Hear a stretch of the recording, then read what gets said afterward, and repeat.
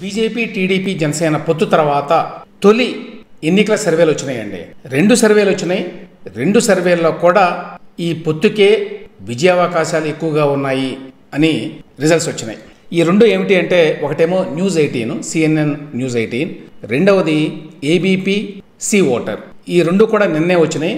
అంటే బీజేపీతో పొత్తు తర్వాత 3 పార్టీలు కలిసి పొత్తు పెట్టుకున్న తర్వాత వచ్చినటువంటి తొలి ఎన్నికల సర్వే ఫలితాలుగా వీటిని చూడొచ్చు. ఈ రెండింటిలో కూడా ఈ కూటమి భారీ ఎత్తున విజయం సాధించబోతోంది. వైసీపీకి చాలా తక్కువ సీట్లు వస్తాయి అని చెప్పారు. ఇవి లోక్సభ ఎన్నికల ఫలితాలకు సంబంధించి ఈ సర్వేలు జరిగినాయండి. అసెంబ్లీ ఎన్నికల ఫలితాలకు సంబంధించి కాదు. ఇక ఏ సర్వేలో ఎవరికి ఎన్ని సీట్లు లేక ఓటు పర్సంటేజ్ ఉన్నది అంటే, ముందుగా మనం ఏబీపీ తీసుకుందామండి.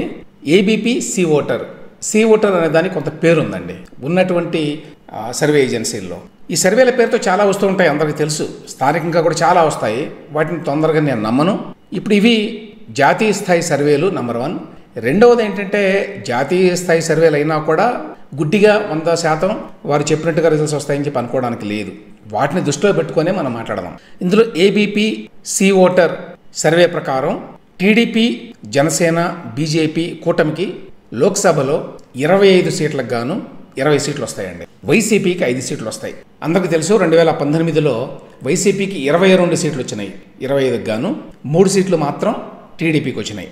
తర్వాత ఓట్ పర్సంటేజ్ చూస్తే ఏబీపీ సి ఓటర్ లెక్క ప్రకారం టీడీపీ, జనసేన, బీజేపీకి 44.7%, వైసీపీకి 41.9%. ఇక రెండవది News18 అండి. ఇక News18 ప్రకారం 25 లోక్సభ స్థానాల్లో టీడీపీ, బీజేపీ, జనసేన కూటమికి 18 స్థానాలు వస్తాయి. వైసీపీకి కేవలం 7 స్థానాలు మాత్రమే వస్తాయి. అది వీళ్ళు చెప్పింది. కానీ News18 ప్రకారం ఓట్ల పర్సంటేజ్ చూస్తే కూటమికి చాలా ఎక్కువ ఉన్నదండి. ఎన్డీఏ కూటమి అన్నారు దీన్ని, టీడీపీ, జనసేన, బీజేపీ కూటమిని. ఎన్డీఏ కూటమికి 50% ఓట్లు వస్తాయి. వైఎస్ఆర్సీపీకి 41% ఓట్లు వస్తాయి. అంటే ఇక్కడ తేడా 9 కనిపిస్తోంది. ఇది చెప్పుకోదగ్గ విషయం. ఇక రెండింటిలో కూడా ఇండియా కూటమి అంటే కాంగ్రెస్ పార్టీ, సిపిఐ-సిపిఎం అనుకోవాలండి, ఆంధ్రప్రదేశ్కి సంబంధించినంత వరకు కూడా. వీళ్ళ ప్రకారం అంటే News18 ప్రకారం అయితే ఇండియా కూటమికి 6% వస్తాయి. మరి ఇందులో కాంగ్రెస్కి ఎంత, సిపిఐ-సిపిఎంకి ఎంత అనేది తెలియదు. అలాగే ఏబీపీ సి ఓటర్ వాళ్ళ ప్రకారం కూడా వాళ్ళు కాంగ్రెస్కి 3% ఇచ్చారండి. అంటే ఒక రకంగా కాంగ్రెస్ ఎంతో కొంత పెరిగినట్టే లెక్క. అయితే వాళ్ళకి సీట్లేమీ రావు. మొత్తంగా చూస్తే టీడీపీ, జనసేన, బీజేపీ కూటమికి ఈసారి భారీ ఎత్తున లోక్సభలో సీట్లు రాబోతున్నాయి.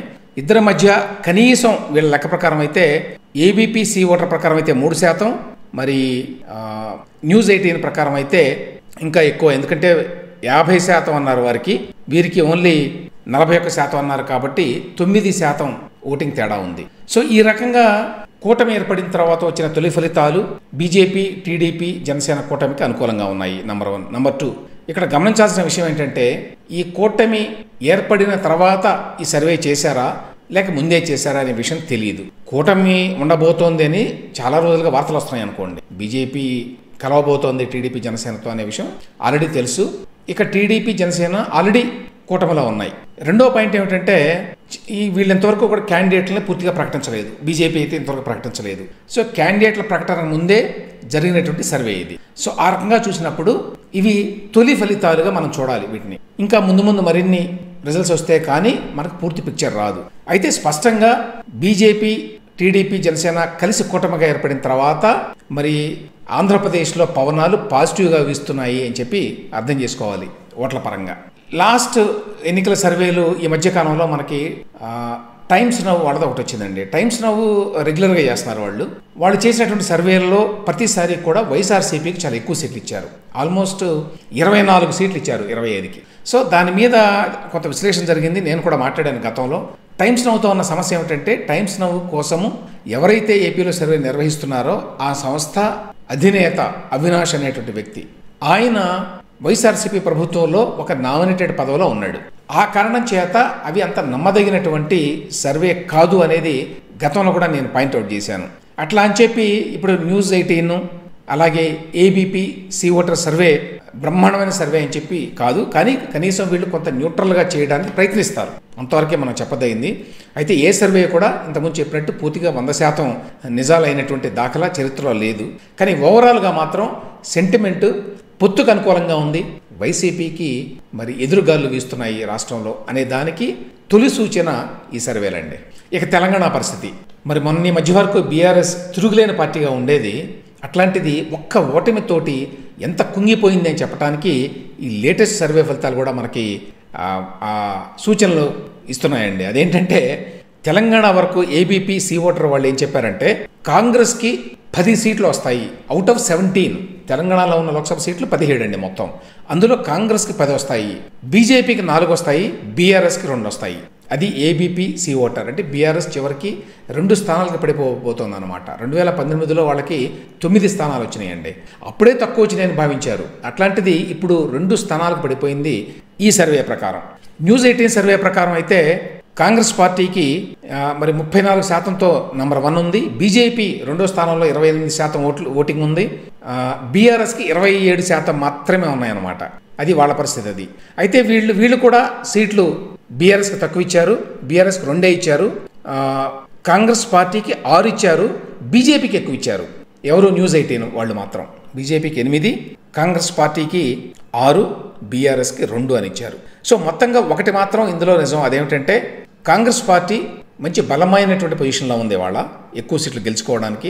రెండవది మోర్ ఇంపార్టెంట్లీ భారత రాష్ట్ర సమితి పరిస్థితి చాలా దారుణంగా ఉందని దాదాపు అన్ని సర్వేలు కూడా వెల్లడిస్తున్నాయండి. Both ABP CVoter survey, news 18 survey ప్రకారం బీఆర్ఎస్కి ఓన్లీ 2 సీట్స్ మాత్రమే వస్తాయి అవుట్ ఆఫ్ 17. ఎంత దారుణంగా బీఆర్ఎస్ గ్రాఫ్ పడిపోయిందో చూడండి ఒక్క ఓటమితోటి. ప్రాంతీయ పార్టీలని ఒక ఓటమి తర్వాత నడపడం ఎంత కష్టం అనే విషయం బహుశా ఇప్పుడు కేసీఆర్కి కేటీఆర్కి అర్థం కావాలి. వాళ్ళు చంద్రబాబు నాయుడు టీడీపీ ఓడిపోయిన తర్వాత 2004 తర్వాత వరుసగా 2 సార్లు ఓడిపోయింది ఆ పార్టీ. ఆ తర్వాత 2014లో గెలిచింది, తర్వాత మళ్ళీ 2019లో ఓడిపోయింది. ఇన్నిసార్లు ఓటమిని ఎదుర్కొని కూడా ఆ పార్టీని మరి చంద్రబాబు నాయుడు గారు నడిపాడు. అప్పుడు మరి బీఆర్ఎస్ నేత కేసీఆర్ గారు చాలా హేళనగా మాట్లాడేవాడు, అంటే ఈ పార్టీ పని పూర్తిగా అయిపోయింది టీడీపీ ఓటమి వల్ల, చాలాసార్లు ఓటమి వచ్చింది కాబట్టి. కానీ ఒకసారి ఓటమి ఎదురైన తర్వాత కూడా గట్టిగా నిలబడి పార్టీని నిలబెట్టడం ఎంత కష్టం అనే విషయం ఇవాళ బీఆర్ఎస్కి, కేసీఆర్కి, కేటీఆర్కి అర్థమవుతుంది. ఇవాళ చాలా ఇంపార్టెంట్ డెవలప్మెంట్స్ ఉన్నాయండి, అందుకని వీటిని విడివిడిగా నేను ఎక్కువ కథనాల కింద వీడియో చేస్తున్నాను.